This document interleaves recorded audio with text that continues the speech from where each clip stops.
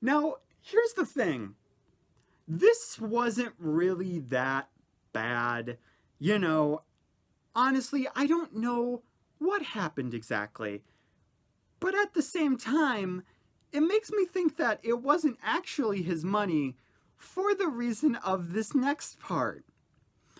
About maybe a week a week later, and I don't know about the last story and this one where they're probably like mixed in between, but I'll tell the last one last because it's just so stupidly weird and I have no idea. But this whole second one with this same kid, the second kid, we'll just call him Rock because why not? But we were driving home. You know, they were kind of like joking around. They were laughing, whatever. I end up getting off the bus. I go home. I'm wearing a hoodie that day because why not? Hoodies are comfortable. It was a nice, comfy thing. It had like black fluff on the inside that was like, you know, if you're having a rough day, you could just open the jacket and just rub your face on it and just be like, this is so comfortable. You know, it was a nice red sweatshirt jacket. I don't care. It had a zipper on it. You can call it whatever you want. So the point is, it had a hood in it. I get home, and the whole point of this, okay, the whole point of this thing is it's a prank where you put something in that hood, which is why it's important. And then you'd put your hood up, and it would potentially pitch you. So what do you think they put inside of my hood?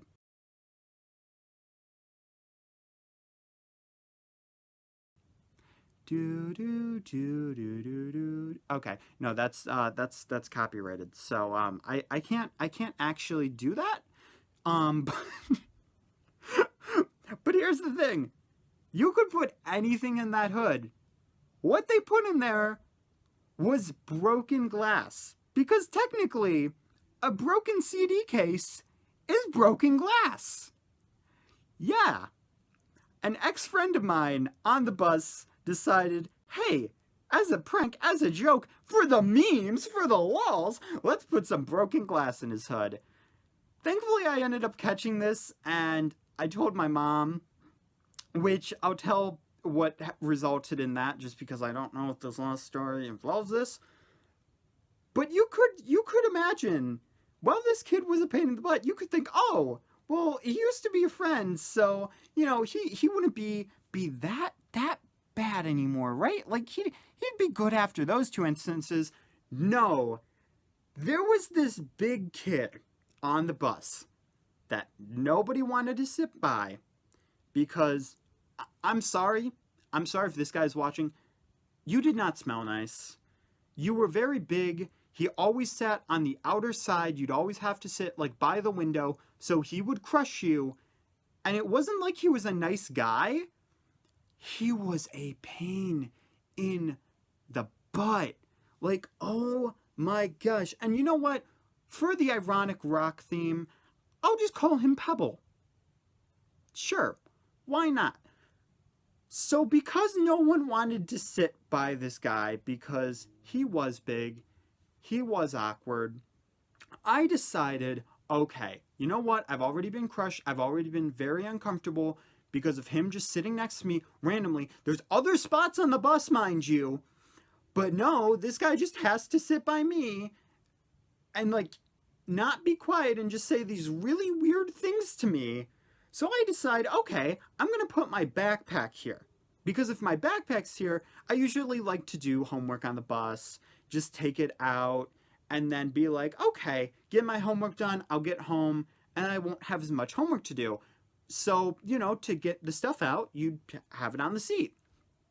So this kid, Rock, is sitting next to me, empty seat, nobody's sitting there, and Pebble comes down and he asks, Hey, can I sit by you? and I'm like, I mean, my backpack's here, and I'm doing homework. just doing the explanation thing, not being like, No, I hate your guts. Go away. like internally how I felt, like, please stop, go away.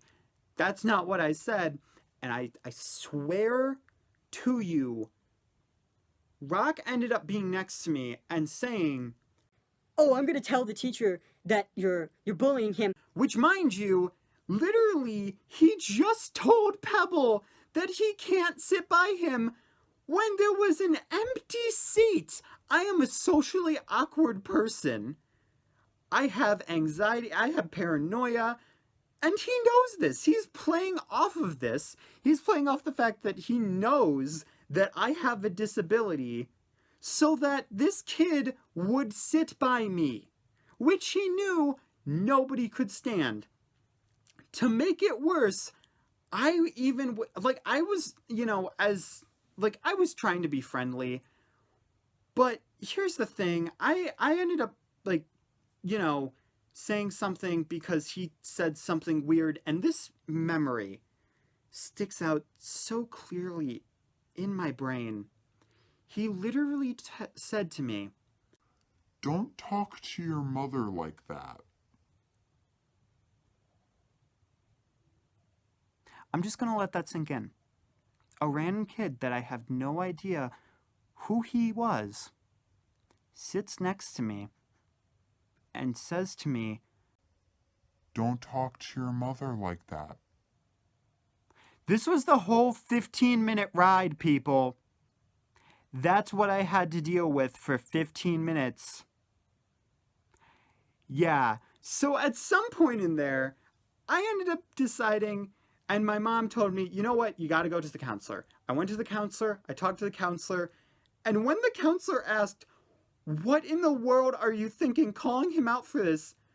This kid, not only does he keep telling the counselor that he doesn't know, and the counselor is getting upset with him because there's literally no reason, and he's trying to get a reason, this kid starts crying.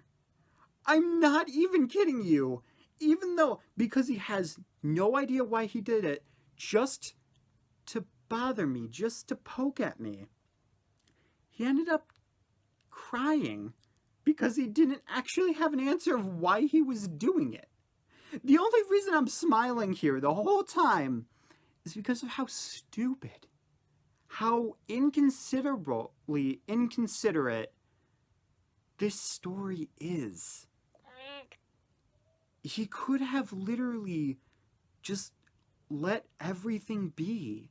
Could have just let everything be fine. Could have just sat on the bus and not poked at me and just let us both enjoy a mediocre bus ride.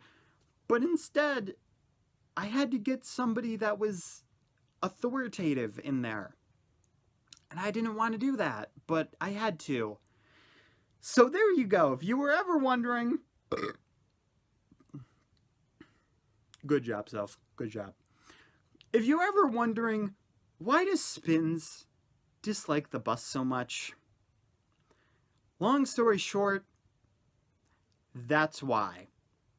And it all had to be in this condensed amount of video. I'm not kidding you. It really had to. Anyway, though, I'll see you guys in the next video. Cheers with your iguana and all those other people. Keep it safe.